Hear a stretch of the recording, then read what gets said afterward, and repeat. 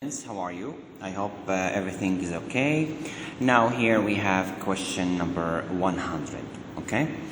The question says the current through a wire of cross-sectional area A is I. This is the current. Okay. When the drift velocity of the electrons is V and the charge carrier is N. This is in the first case of the wire. Now they say the wire is replaced with a wire of different metal. Different metal means I have a new number density. This is N2 and the previous one I call it N1. Okay? Of half charge carrier density. So N2 is actually half, I'll write here N2 equals half N1, okay, but the same cross-sectional area A, so the same A, and electric current 2I. It means this is I2, this is I2, the one I circled, it is I2, the previous one I1, and this is I2, and they're telling me that I2 is actually 2I1, okay. These are the information given. Okay, now they want the new drift velocity, the V2. I'm looking for V2. What's the relation between it and V1? Now,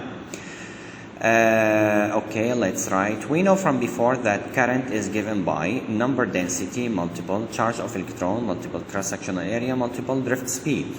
Okay, now I take the drift speed for the first and the second. Let me write here V1. Okay, so it's going to be current I1 over number density N1 EA. Notice I don't label the A because it's the same area. Now V2 equals I2 over N2, this is 2, sorry, N2 charge multiple cross-sectional area. Okay, now I'm going to write the information that I have. N2 is half N1, okay, as they told me, and I2 is double I1.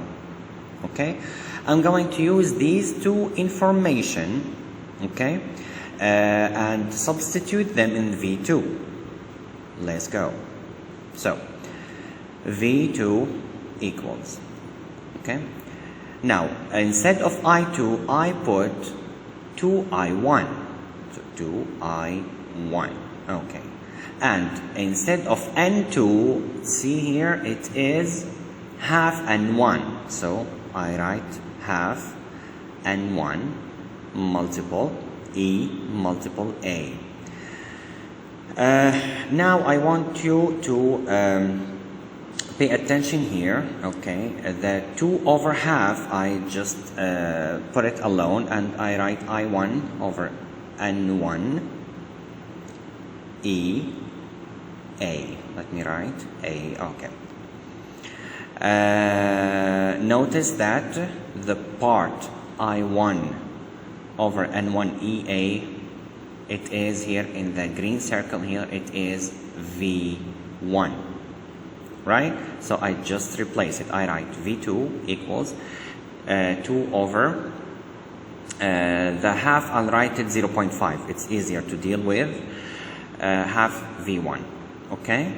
Now 2 over 0.5, it's 4, so I can say V2 is 4 V1. This is the relation between V2 and V1. I go up and choose the answer. Which is the answer? It is D, exactly. Okay, so the new drift velocity is 4 the old one.